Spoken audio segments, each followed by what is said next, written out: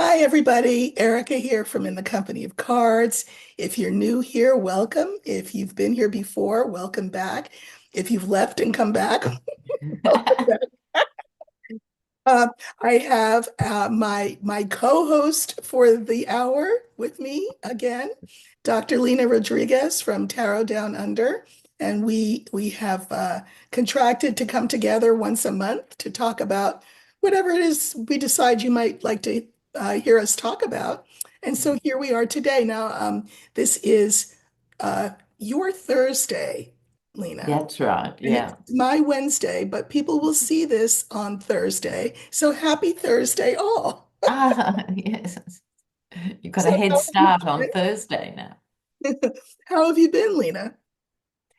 Well, I was hacked on my computer about a week ago, so I've lost a week of my life redeeming all that. Oh, ugly, ugly, So ugly. it's front and center. But of course, the daily drama, the hourly drama of what's going on. And it's radically close to us. China is our biggest trading partner. And so, bearing in mind, it took us 100 years as a modern nation to work out we were actually part of Asia and the Pacific. And so we finally worked that out. And so now we're very self-conscious in that space Sure. that we're sort of on the firing line for a lot of this hyped up war on China. Yeah. So what do you think will happen? I mean, I get questioned about that all the time on from my subscribers. They'll ask whether I think that Canada and Australia will join the EU. And I'm like, well, I mean, I don't know about join the EU. They might be more likely to form their own, I don't know, entity. What do you think's going to happen in terms of Well, trading and diplomacy and all the it rest of it? has a colonial history. Yeah, The British Empire that was very busy for a few hundred years, dominating a quarter of the world's people. So being part of the Commonwealth was very much in our consciousness and identity sure. when I was growing up. Okay, in a way, it isn't for young Australians, Oh, right? Young Australians don't have that same affinity because they weren't inculcated with the trappings of empire, mhm. right? So, as an example, every Australian classroom when I was growing up, not just a school, hall or something, every classroom had a huge portrait of the Queen, Queen. Oh, right? And we were supposed to sing God Save the Queen mhm. every morning. And we'd sit there shuffling our feet going, "Oh." It was- if you went to the movies, to the cinema, it opened with God Save the Queen. Right. So the Commonwealth, which is a lot of the Caribbean countries, That's by the right. way, huge tracts of Africa, India, Yep. Australia, New Zealand, and Canada. Right. So they replicated our colonial education. Literally, we had the same textbooks and the same everything as each other. Right. So that had just started to really fade. Like I said, any Australian under 40 or even under 50 doesn't register in the same way. Now, the only legacy really was the Commonwealth Games. Okay. Right. So the Commonwealth Games, and you'd think, oh, it must be getting close to the Olympics because the It's the Commonwealth Games. Commonwealth Games. Right. Yeah. But that was it. Yeah. Now we're starting to reconfigure that old alliance because it's like refurbishing a house. It was starting to, the back porch had fallen off, the doors needed replacing. It was gone for all money. Mhm. And now it's back. Now, in relation to Canada, Australia, and the EU, not us so much, but I see Canada getting a special status in Uh, relation to the EU, okay. Okay. right? Okay. That makes sense. So the reason for that, I think, is because we think of the EU and we think of NATO. Mhm, So NATO is the North Atlantic Treaty Organization. So they can bring Canada under that umbrella and sort of an adjunct status to mhm, the EU would make sense to me. And I don't think I'm inventing that. I think right. that's what's being talked about, Mhm. Yeah. But you don't see, so, but you say you're seeing this sort of refurbishing of the house in terms of Commonwealth countries, at least Australia anyway, and New Zealand. Yeah. Yeah. Yeah. But it's part of this bigger shake-up in the sense of normally trade deals. This is what was so stupid about Brexit, right? Mhm. This because Brexit was the forerunner for what Trump is trying to do now. Isolation, UK, just us. Well, then you have to renegotiate every single trade deal, and With that every single averages, country. That's right. yeah. And there's 127 countries or whatever in the EU. So they had to start with that 127. And each international trade deal averages between 5 and 7 years to actually negotiate. So 5 years since Brexit, they're still trying to do this. Now this hell has landed on top. Splat. Well, okay, so do you think that the UK will go on bended knee, probably not anyway, to the EU and say, we're really sorry, we shouldn't have done what we did. Can we come back? I think if we took Trump out of the equation Oh, now, that we could, but wish that we could, but let's indulge for a yeah, nanosecond. fantasy's always good. Okay. I think Starmer would be, diplomatically trying to just put the tendrils out again and Yeah. stuff. And I think the EU would have gone like, really, Yeah. whatever. What's in it for But us? now let's put Yeah. Trump back in the equation. Yeah. And Starmer, what he admits publicly or not, the UK is much closer to Europe than it would have been 3 months ago Yes. and going forward. So it's It could happen. forced these radical realignments in security and trade that are happening at warp speed, Erica. I know. Things like I said that used to take years and are happening in weeks. I know. Yeah. Yeah, and then it's like he wakes up on a whim and says, "Oh, well, so now I'm gonna postpone the tariffs for 90 days, except for China, and I'm gonna up the tariff." Yeah.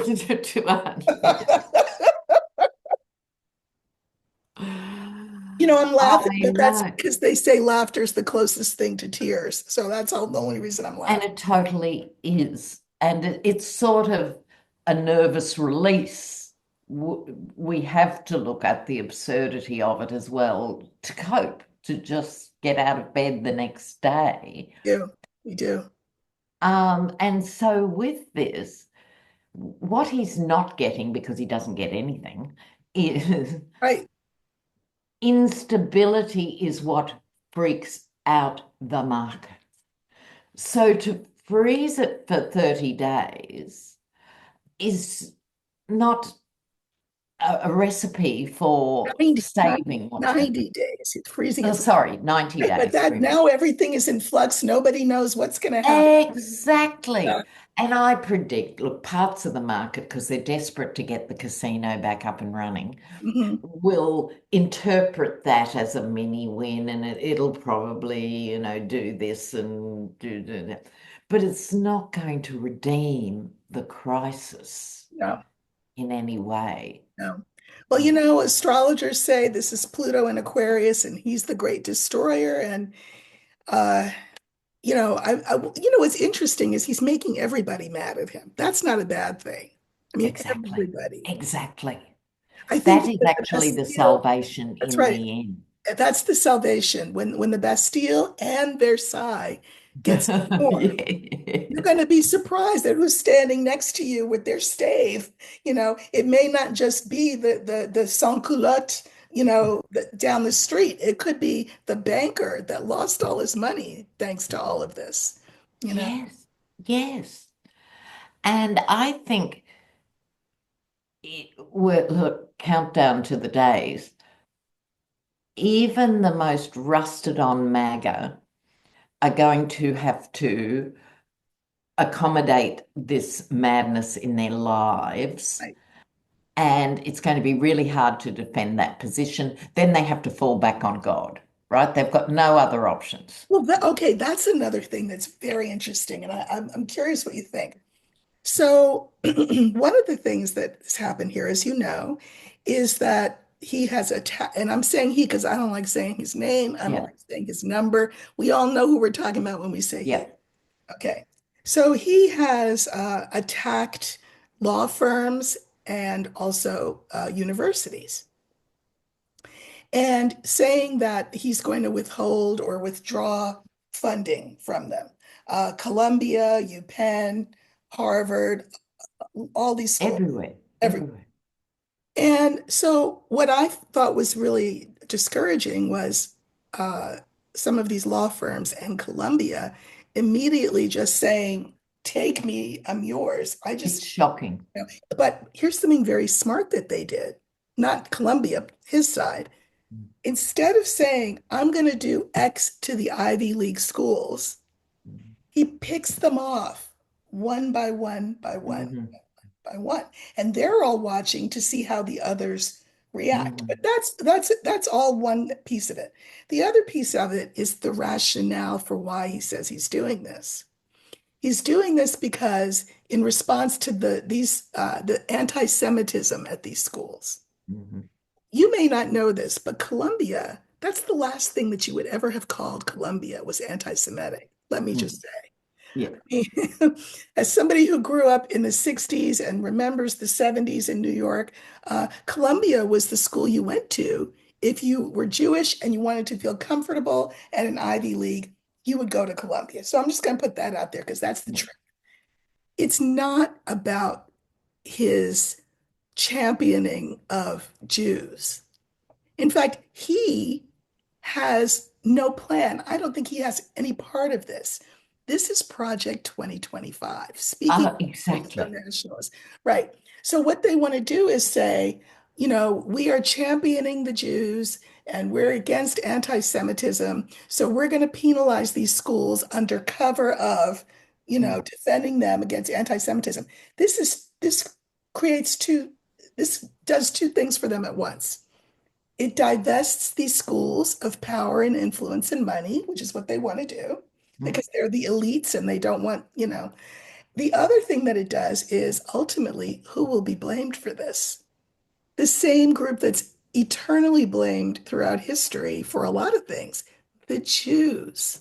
mm, You see what I'm saying? It's mm. Machiavellian, I think, in its construction here. And I hope people are aware of that. Have a Canadian friend, and she went on her channel and said she was saying something that she thought was really going to win her lose her a lot of support. And she said she thought that the U.S. is a vassal state of Israel. Mm. I It's a mean, big statement. a big statement, but I mean, I don't see that the holes in it are anything to see daylight through. I think it's not inaccurate. We are supporting genocide against Palestine.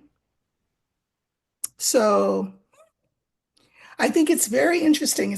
I'm curious to see how this is going to fall out because you've had some law firms who've said, no, we're not gonna capitulate. Some schools have said the same. But my interest is what are people going to choose? Greed or cowardice? Because that's the choice. Or righteousness, perhaps. Oh yeah, oh yeah, let's throw that in there just in case. Fingers crossed. Notice that didn't even enter into my head. But yes. Yes, are they going to choose the righteous path? I think to go back to universities and what's happening here, I think there's another entire prong to this, Mhm. which is because of the war in Gaza and the universities were already struggling Right, to take a position on that. So they were already thrown off balance, let's say. right. On top of that, with this Project 2025, which is all about the dumbing down of the nation to create a No docile national state. Yeah, state. So we're getting letters to universities here that if there's any American research funding on a whole grant team that might be from 5 countries, the American funding will be pulled if it mentions anything other than man and woman, and it's all this tired stuff, Taliban stuff oh, then, yeah. on gender.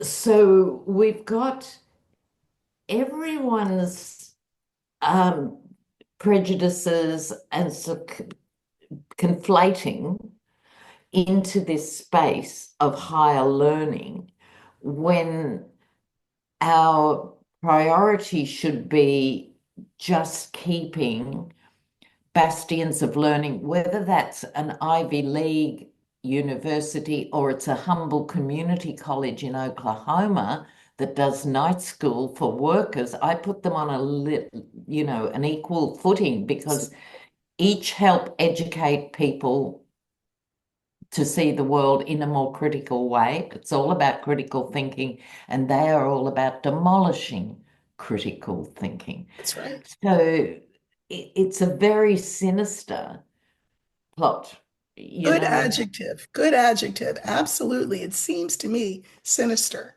Yeah. Mm. And oh, look, where do you go with this? But this has had a head start from George W., who was also in bed with that narrow-minded, ill-informed Christian lobby. He went to the best schools, I'm sure, that were money could buy. However, the Republicans have this history, and part of what his pact with the devil, as far as I'm concerned, is allowing these people who are literally flat earthers. I'm not saying that in a hyperbolic way. I mean, they literally believe God made the Earth world in is 6 days. We're talking literal here. Yeah. They put them in charge of these think tanks. And so from that point, for 40 years, there's been this erosion of expert opinion. So how does this affect everyday people? It does, because what we've seen in all our countries, the US being bigger and more in your face, but it's the same in Australia, it's the same in UK, we've been reduced to these 3-year, 4-year cycles of government. Hmm. So from the day you get in, Hmm. you are just covering your ass till, and then the year before you come into an election, it's all about that. No one is governing, Erica. I agree with you. No one is governing. And it used to be, and why Australia prospered, and I'm sure it was similar in the USA back the post-war, etc., you got your best and brightest. Bipartisan was nothing to do with how you vote. It was Right. about your grasp of your sector and your industry and your body of knowledge for health, communications, defense, etc., the key, the energy, those were the big four. Mm-hmm. And you would have a 20-year plan, Hmm. Hmm. right? So no matter who got in, who was out, that essential plan for the country was going ahead. And then it made progress. In our case, like the UK got NHS during that time, we later got Medicaid, etc., came out of these bipartisan things. Now, they've been dismantled in the modern political world Mhm. in favor of slogans, Yeah, yeah. and it shows. So the infrastructure of America is literally crumbling. Biden and even the corporate Dems were doing their best with the infrastructure bill and stuff to address that. You generate jobs, the bridges aren't going to collapse under your car. Mhm. It was an attempt to do that thing, Mhm. Mhm. right? And so we're all suffering from this lack of knowledge. We're in a lack of knowledge economy. Mm. And you've got Trump announcing America will be woke no more. This is a consequence of that because woke, as you say, it also means educated. So you know what I'm saying? So, Tolerant. yes, competent. I, uh, I don't know. It's interesting time. Yeah. Again, Pluto and Aquarius, you cannot, and I may have said this to you before, what does physics tell us that the two things can't take up the same space at the same time. So Mm. if you're going to build something new, whatever is there already has to not be there. Mm. So this is the great unraveling, the great raising to the ground of everything, Mm. I guess. And I think on the upside of it, this is a major watershed for the US, obviously, but also by ripple on everywhere. This worshipping of greed, That's right. this complete indifference to other people. And then there's the othering that essentially goes on and on and on, unless, it needs something this dramatic Hmm. Hmm. to rethink wealth distribution Right, in its most basic form. right. So what I would like to see, dream of, is for people who, a bit more like the Scandinavian idea, in the sense that you have to pay your workers well. You have to know where your parts come from and why. They have to be ethically sourced. People in other countries still get 4 weeks paid annual leave. Mhm. That I couldn't believe white collar working conditions when I was in the States. It was so behind the And door yeah, then, yeah. and it's only gone downhill. So while you have the working poor, because the hourly rate is simply not enough. A statistic I heard last night, if you're not, I think it was poorly paid workers, and they use the income of Walmart, Amazon, and one Mhm. other group, cannot afford to rent a one-bedroom apartment in 95% of America. Oh, that's why a lot of them live in vans or in their cars. Absolutely. Absolutely. It's the working poor. Mhm. Mhm. And an And that's interesting, obscene. It's obscene. it's obscene and it's become It's normalized. You just normalized. need to And work harder. Why that's don't you it. have That's three it. jobs? That's it. It fits in with this idea about rugged individualism.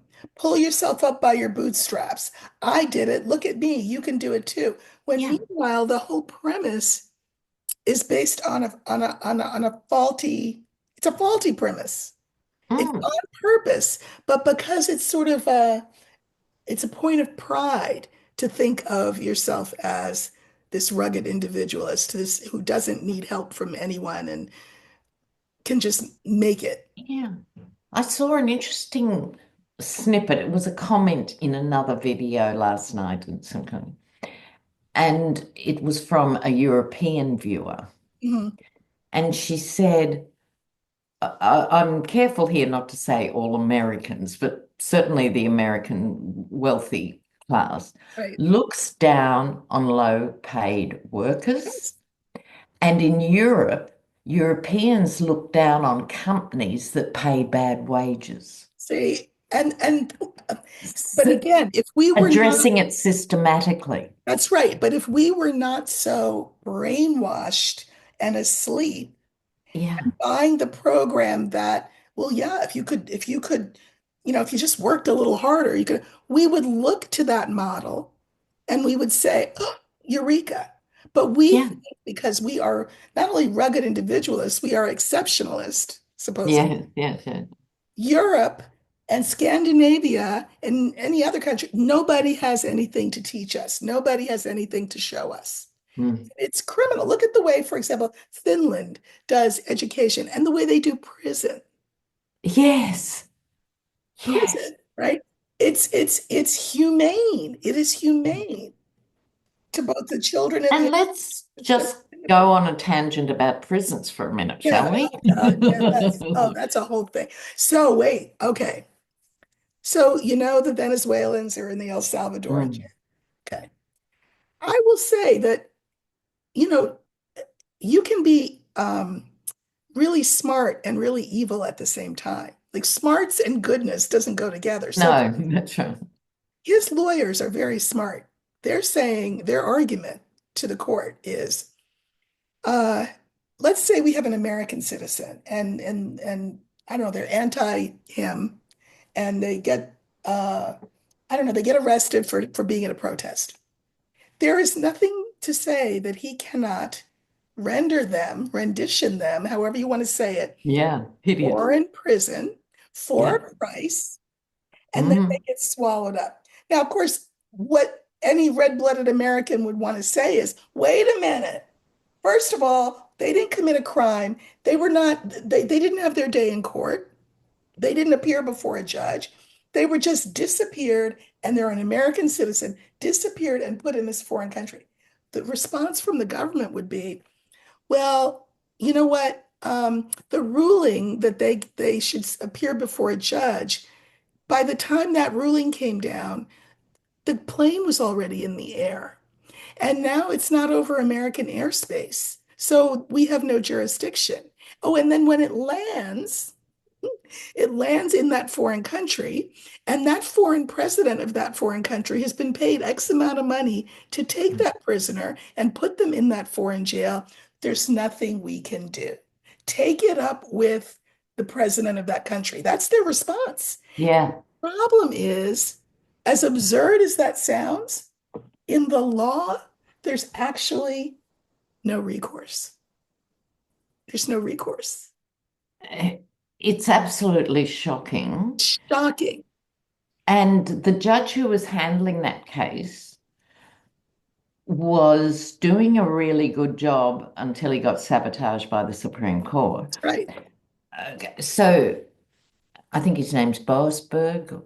Oh, there's a couple of them. There's Boasberg, and then there's a woman judge. There's a woman, she's handling the case of the Maryland man That's on right. That's right. here, and That's he's right. doing the bulk of the Venezuelans. Right. But he asks, which is fundamental to the case with the Venezuelans, like who issued the orders? What was the chain of command? How were the planes acquired? What was the departure time? What was the arrangement with the receiving party? And all of that. They could answer none They of could those. answer not, well, they weren't told what any of those answers were, A, and B, the government would say, that's none of your business. That's classified information.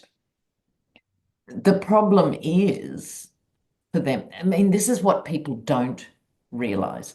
As long as it's someone else, Hmm? you've got these big, tough brown men, right? It's like the death penalty and saying this guy killed a 3-year-old or something and put to death. And then, as we know, with the death penalty and the endless work the Southern Poverty Law Centre and ACLU have done, it's when it gets it wrong. That's right. And because there's no due process. So I don't think people are up in arms about the Venezuelans, gang members who may Because or they may don't not. think it's going to affect them, but it Exactly. And then will. it's the leopard eating the face scenario yet Yes. again. Yes. Yes. Mm. I mean, I hear journalists, not in legacy media, but in other forms like Midas Touch, et cetera, trying to sound the alarm. But I Yes. think that people, because again, they're not woke, they're Mm. asleep, they cannot conceive. that this could come any closer to them than watching Venezuelans. No, and it's the same with repressing women in all these red states with these quite horrifying laws Yep, where you can be arrested for having a miscarriage virtually, right? So what happens then? Well, what happens then and is happening is doctors, I mean, there's the one in New York, and that's another case, but generally speaking, doctors are not going to go there and risk jail themselves. Therefore, they'll start retiring early, and I mean really early, like 48 and 52, or they'll move to blue states. that's right. So already all the services, the obstetric gynecological services of those red states has fallen through the floor, not just because Tiffany may or may not want to have a termination. It has these other horrendous effects. That's right. You can go to jail for driving somebody across state lines. I know. And so I remember because I grew up in a police state in Queensland in the 50s and 60s, abortion was illegal. It was quasi-legal or quasi, as you guys might say, in Sydney, in the sense it wasn't well-monitored clinical terminations, but blind eye scenario, right? But you couldn't get it in my state. Now, that meant women had a code. She's visiting an auntie in Oh, Sydney, yeah, yeah, and the other women would all give them whatever they could afford, just for money. And that's what people don't realize too. Many of the women who have terminations are married women with children that's right. because they know exactly what's involved with going forward. And I used to work at our family planning, which is the equivalent of Planned Mhm, Parenthood, right? mhm.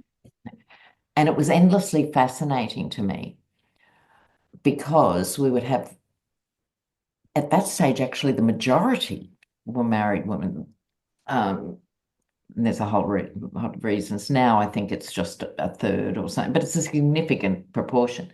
Right. But they were of every ethnicity and faith. We had Orthodox Jewish women, we had Middle Eastern women, the whole thing. But I'll rest it there. But that was my point, basically, that you lose all your other care You lose all your because other you're care. holding out the hard line. Yeah. And meanwhile, I don't know about there, but here you can turn the TV on and there are commercials for erectile dysfunction. Oh, sure. You know, See, they don't have that in other countries. You don't see it here. You don't um, see it in the UK. no, you do. Yes, a medication that men can get, uh, with a phone call or through the mail or Sure. for, and yet, I mean, what do they want? Why do they need erectile dysfunction medication? Because they want to have sex. Oh, with Mm, who? With women. mm. Then what's going to be the consequence of that? Yeah. I mean, it's just so the hypocrisy is over the top. Mind bending. Yeah, It's basically taking us all backwards. This is the right, point and the problem. right. Because of our age group, we remember what it was like before women had those That's right. facilities. That's And right. like I said, it's not just about terminations, it's about everything else as well. To switch to another subject, speaking of, it reminded me when you said our age group, um, because I think I was 15 when Roe was Uh, the law. And I mean, but I remember teaching and talking about race and having kids. I taught high school. Kids say to me, Miss, that's from the olden days. Black and white kids. yeah. There's no such, it's not racist now. I said, there's no racism now? Yeah, there's no racism now. Interesting. Mm, Interesting mm, that when you are not awake and you're not aware, how much easier it is to wind back the clock Yes, in the ways that it's been wound back. yes. And my sister, who's older than me, she came of age during the old way. I was in the new way. So in her generation and all her friends, you could not get contraception if you were unmarried, Hmm. right? So, I mean, and what's that particularly for if a you, catch-22? yes. So then you're exactly Mhm. that, right? And particularly if you're in a small town and the doctor knows you and your family and Family everything, like what's going on, oh, unbelievable. Yeah. Handmaid's Oh, Tale come to life. I don't know. mm, So, so now, so speaking of race, so now we have the Great Disappearing, which I know we talked about. Did you hear about this one? In the Smithsonian, in reference to the Underground Railroad, they got rid of the mention of Harriet Tubman. mm, Now, if you don't have a Harriet Tubman, you don't have an Underground Railroad. As she said, mm, she was the conductor of the Underground Railroad. So they mm. have since put her back in, I think. But it's very interesting what's going on, this disappearing. What do you think about that? Is it he was Well, I so file it too in the sinister category. mhm, Now, there's always been a reluctance to acknowledge Black success. right. It's not a new phenomenon to Oh, do this, but things that sort of the more obvious, legendary names of the civil rights movement and so on. So certain key figures were allowed to be the Rosa Parks among. right. And they were sanitized, by the way, to make them Oh seem yes. Oh yes. But they way were more, like that's what I mean by allowed. yeah, yeah, Okay. As opposed to their stories just being told. exactly. Okay. And it was the same in Australia in the sense. So we heard nothing about Aboriginal resistance growing up. Nothing. No, no such thing, it would appear. You could look through any books on No, no, nothing. And it wasn't until more modern historians, going back to primary sources and oral accounts and stuff, pieced together these extended guerrilla campaigns that were waged, right down the eastern seaboard and in other states and territories and stuff. So the point being that if you're young and black in Australia, if you grew up right until the 90s, problem, you weren't aware Right, of those who fought for you, right.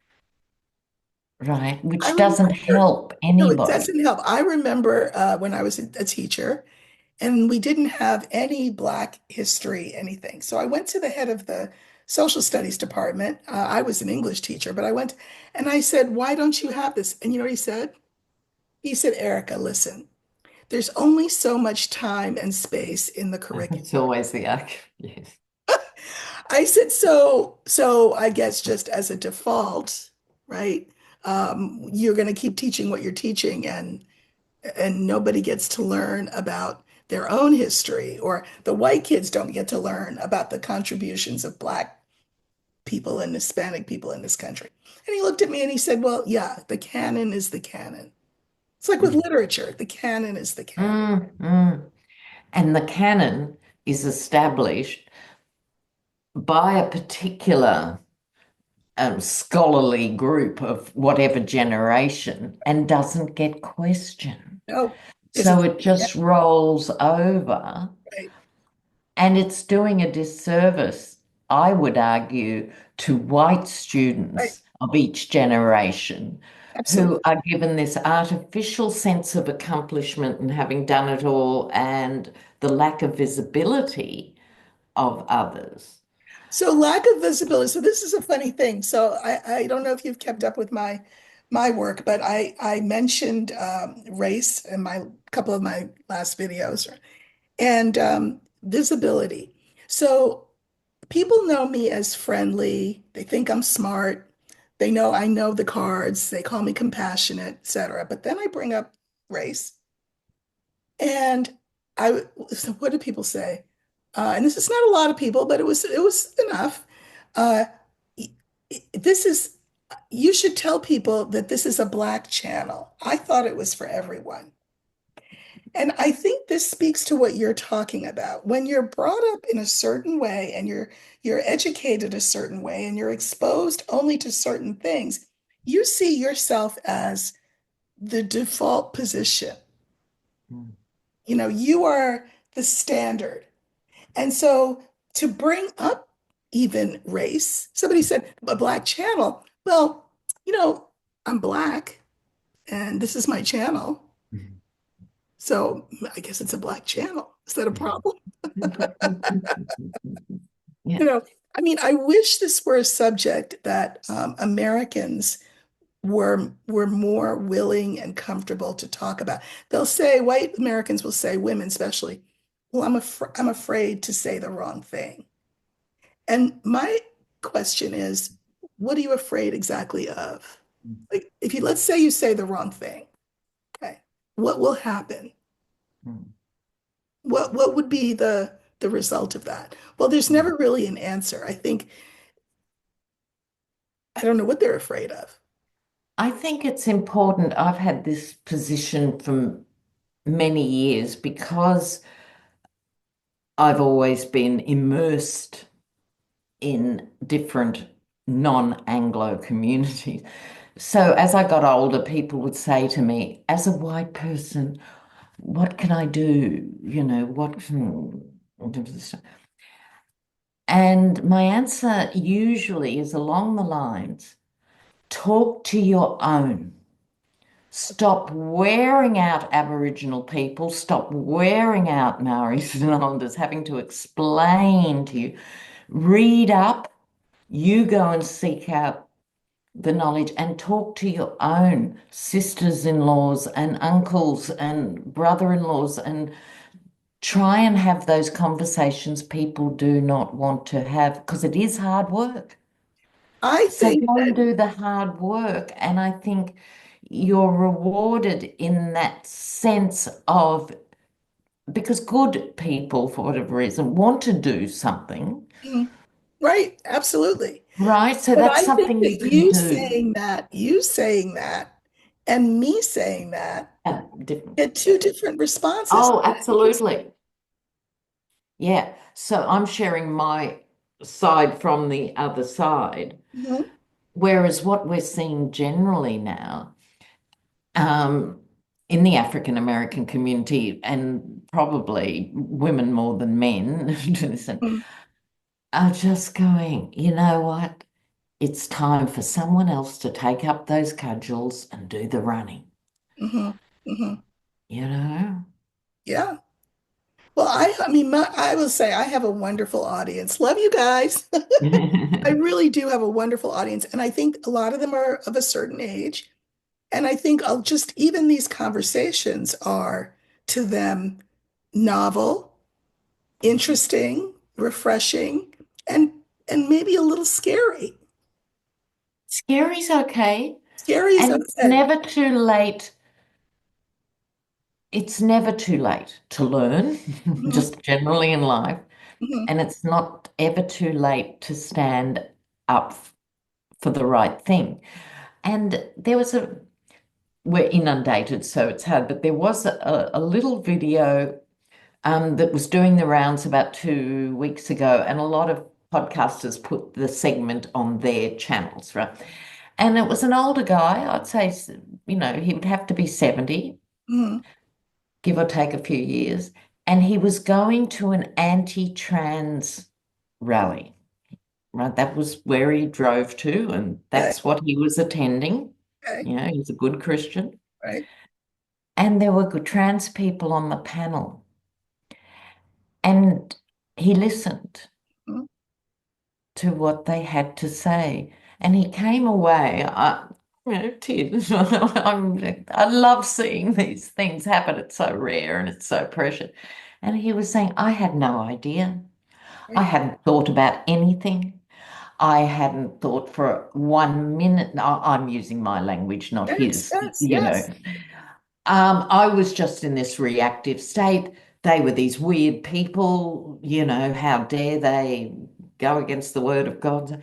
And he was a complete, took an hour and a half or something of him just listening And I to think come that to a completely different position. So I never give listening up is on an things. act. Listening is an act. Absolutely. I Yes. think your advice to people to do their own reading, to confront their own relatives at Thanksgiving and Christmas and Easter, could be instructive to everyone.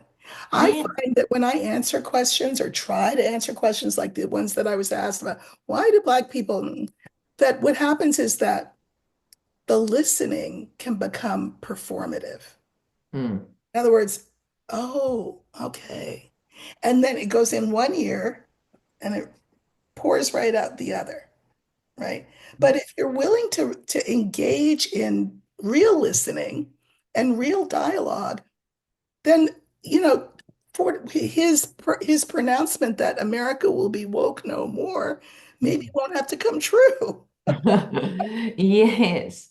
And I think the other thing people don't appreciate about the exhaustion of the race issue is it's not that a Black person can't handle that insult or getting turned down for that job or struggling to get housing in this thing. It's because of the relentless nature of the assumptions that it becomes this thousandth thing, this millionth thing. And so, and I Glad you think, said that because somebody said to me, one of these people that commented, um, you always seem so sweet and so kind, but I could sense your, what did they call? Oh, your bitterness. And I thought, ooh, okay, mm, bitterness. I mean, no, I don't think that. I mm. mean, I am capable of bitterness. I trust me. I have not seen that on any screen But anywhere. to piggyback on my point, Mhm. what they are picking up as bitterness is exhaustion about having Exhausted. to have these conversations again Right. and still, And you still, and it's the same ones. That's why I start to feel like the listening is performative, because if listening were not performative, wouldn't we move on to maybe at the very least a new set of questions? That's I right. mean, at the very least, right? But yeah, oh well. We're doing our best. And Um, it isn't about hitting people over the head. exactly. And when I say to people, talk to your own, it doesn't mean you have to stand there with the wooden spoon at Thanksgiving or anything else. And you shouldn't. Right. And you shouldn't, that doesn't win friends and influence people. It's about really thinking before that date up. How can I approach this so they can hear it, which is the receptive part of listening, That's as right. opposed to just getting upset, Right. because Right. that doesn't help anyone. Right. And if you Just practice this maybe with people whom you know and who love you and with whom you have a history, there's some safety kind of built in. yeah. And you'll get better at it. You'll find better arguments, you'll find better points, you'll find more examples. So don't be hard on yourselves too for breaking some new ground. Right. And Exactly. we don't all get it right, any No. of us Mm-mm. at any time. But it is still an important dynamic to take some of the weight off the community. Mhm. It Mm, would be helpful. Well, this is why what do Black women say? We're in our resting period for 4 years. mm, And I people say, your resting period? We mm. need you out there. We need you. We're resting. Mm, It is exhausting. I have to say, as somebody who desegregated a school when I was a little girl, 9 years mm, old, it mm, was tough. And I mean, it's never not been. And I mm, am more than willing to do the work. Obviously, I talk about race all the time. But it would be nice to be met halfway. And I will say that for most of the viewers that I encounter, they're more than willing to do that. mm. This is just a few who just immediately kind of tense up at the Yeah, mention. yeah. And unfortunately, it's back on the table big time again. That's what I mean. Like just as women's issues have gone backwards, so have issues of diversity and tolerance being literally condemned That's right. as concepts. Yes. Not only not Diversity, enacted, equity, not only inclusion, this, it's pejoratives. Yeah. yeah. How dare we? So I'd like to see Christians too standing up to other Christians. Mhm. Mhm. I think it's all about your community. Even if you're a progressive Christian, find a space to talk to other Christians about what they're doing, saying, or not doing and saying and know stuff. And what I we think, say in the States, and we say it, well, Dr. King is the one who first said it. He said, 10 o'clock on a Sunday morning is the most segregated hour of the week. there you go. Isn't that Yes. interesting? Isn't it? It says everything. Says everything. Says everything. Yes. Oh my God. But you know what? I'm glad you and I can talk. I hope that people will watch and be encouraged to talk, to have, to listen with open ears, to be thoughtful in the questions that they ask, um, to make note of the answers.